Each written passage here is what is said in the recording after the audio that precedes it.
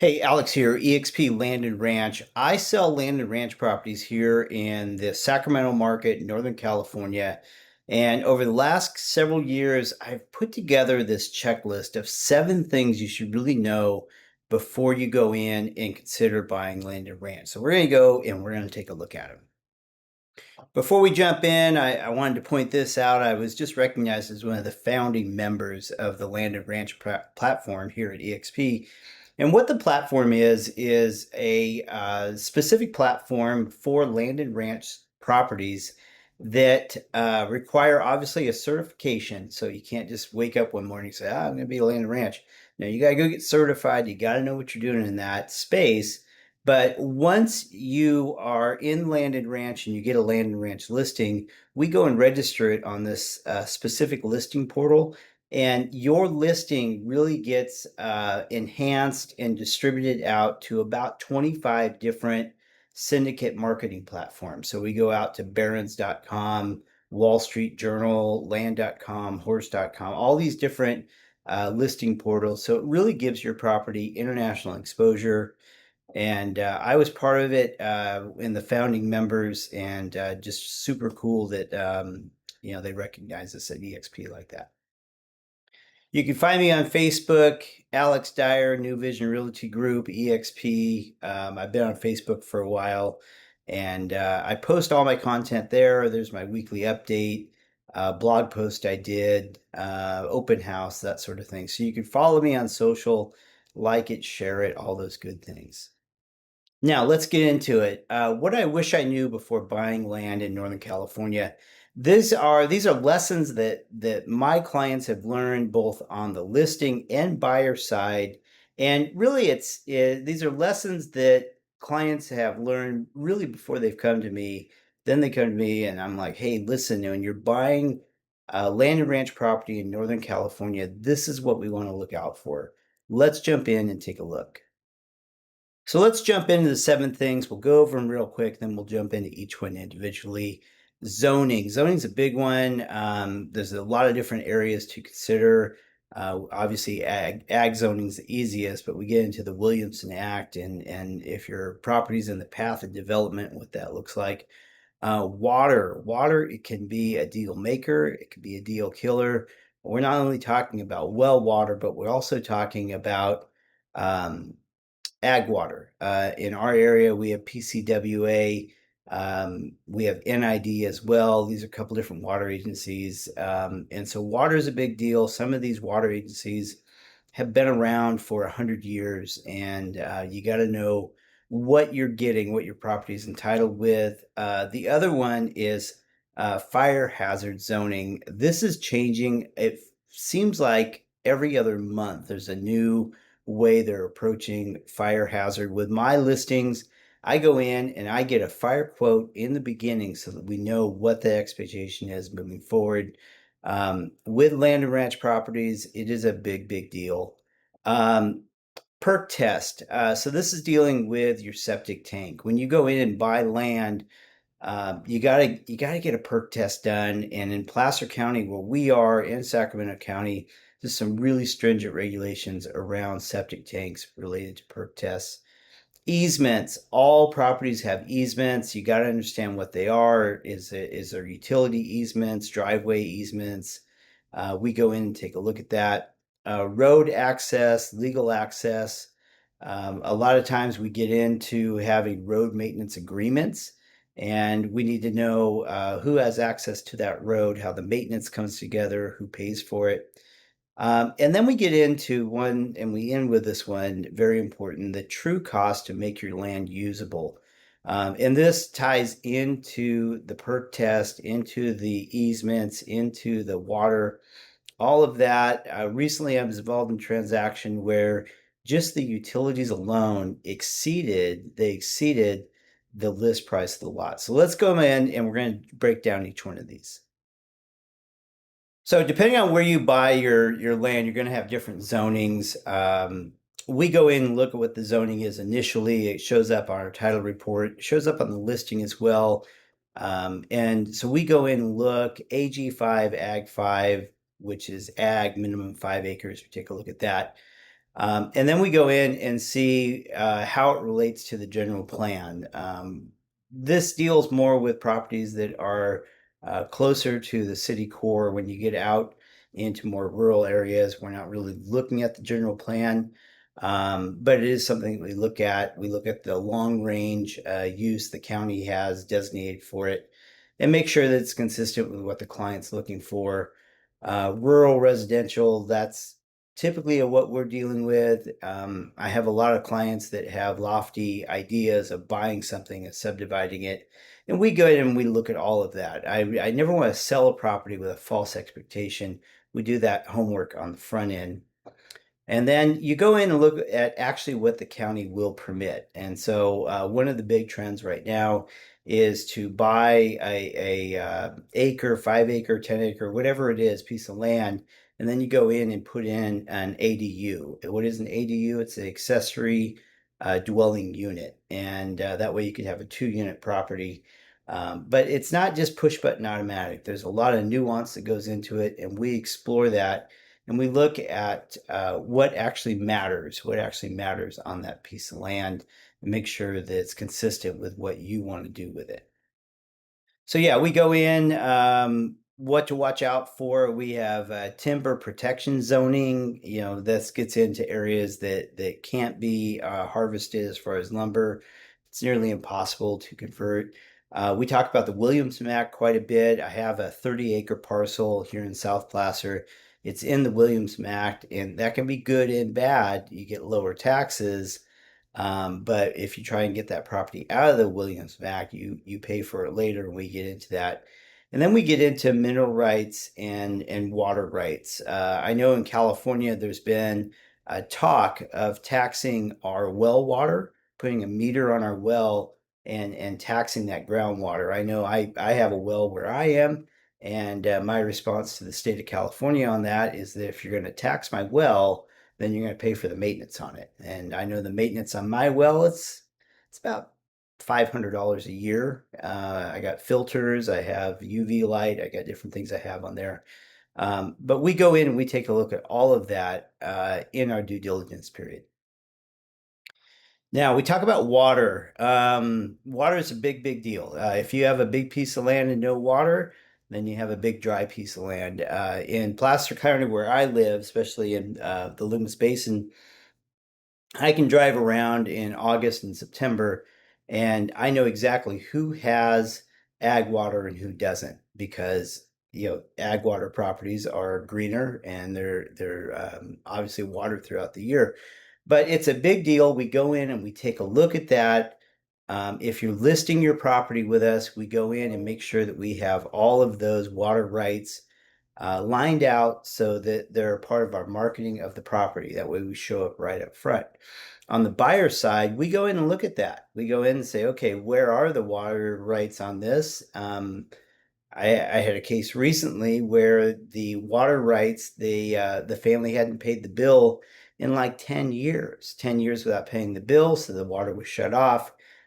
We were able to go into the county and get those water rights reestablished. They still ran with the property, they just hadn't been turned on. Now, had we been in a drought year, I'm not sure that would have been the case. And so we look at that with the ag water. When we get into well water, if it's an existing well, we go in and have a well test done. What are our gallons per minute? We go in and have the water tested. Is the water good to drink? Are there bugs in the water? What's that filtration look like?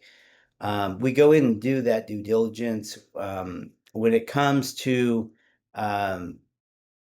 buying a piece of land that doesn't have a well on it, what we can do is go in and have it wicked. It's the witchcraft where they take that, and those things do really work. But the other thing that we do is we go and we look at the other neighboring properties and see what kind of production those properties have.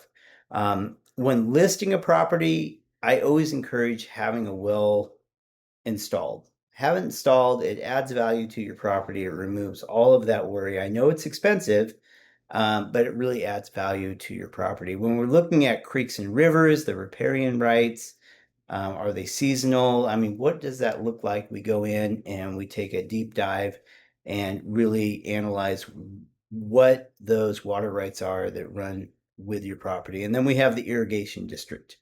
And that's something I'm most familiar with because I'm on an irrigation district.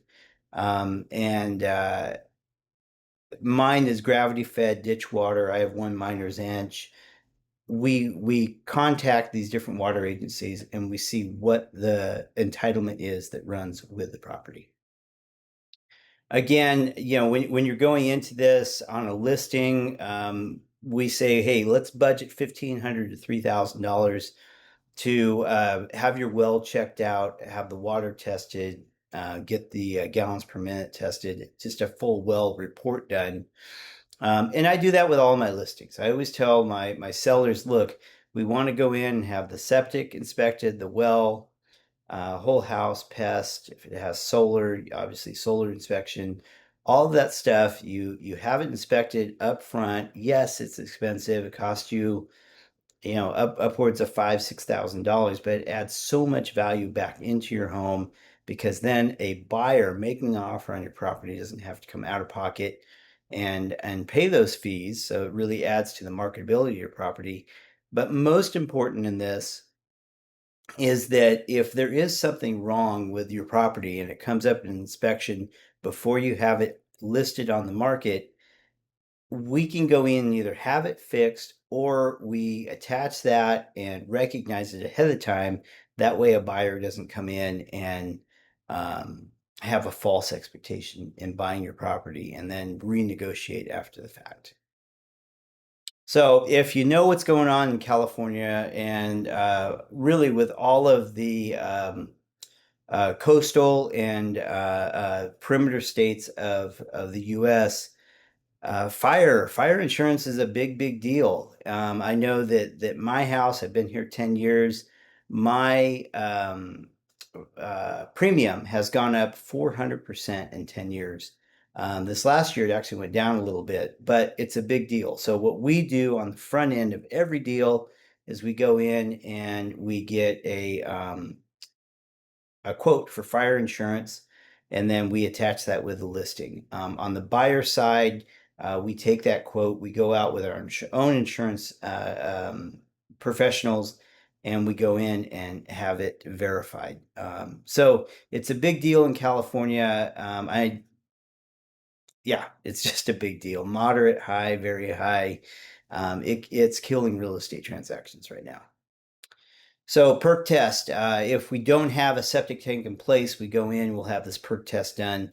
And it's a pass or fail. We see what it costs, or the cost on it rather, 1,500 to, or I'm sorry, 15,000 to 35,000 per system to install a septic. But if the dirt doesn't perk, um, you just can't install it.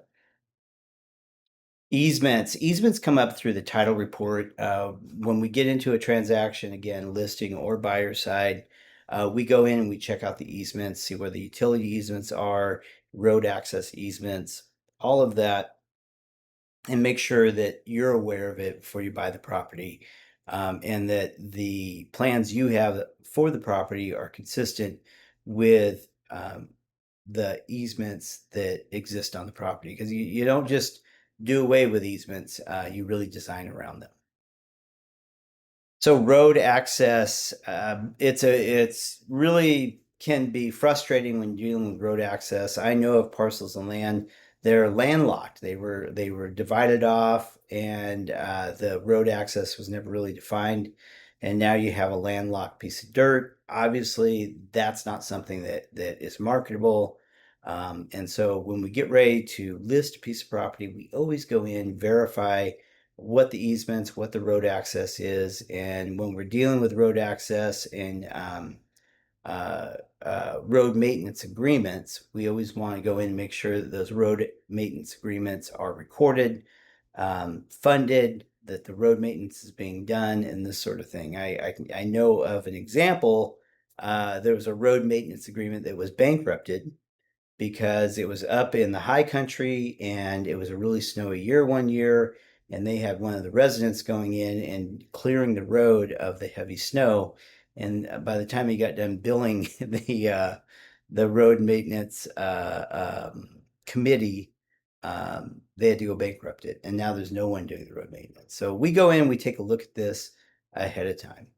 So number 7, kind of all encompassing here, it is the assessment to go in and make sure that you're aware of what it's going to cost to go in and develop that piece of land, whether it's an existing home that you want to do other things with, or you want to go in and build yourself. We break down the full budget of what those expectations are. And as you can see, they can vary from $75,000 to $200,000, depending on where that lot is. So I've gone in and I've put together this worksheet for you. So when you're going in and analyzing a piece of property, maybe you want to get into land and ranch, whatever it is, this is your worksheet right here to go in and evaluate property. And it's what we use. We use a little different document internally to evaluate, but this is a version called a retail version of what to look for, and place at the note for notes at the bottom. It's something I'll share with you. It's important that you really know what to look for as you go out there and evaluate properties to buy land and ranch. And so that's what I have for you guys. And if you have questions about buying land and ranch, obviously I certified in that. I got a lot of transactions under my belt. I can't say I've been there, done that with all of them, but I definitely have a deep background in it. So I hope you find this useful. Like I say, if you're entering that market of land and ranch and have specific questions about a property, or maybe you're getting ready to list and need that evaluation done, I love coming in and doing those pre-evaluations before you list. That way we have a more marketable property. And on the buyer side, come in and consult with me before you go out there in the market.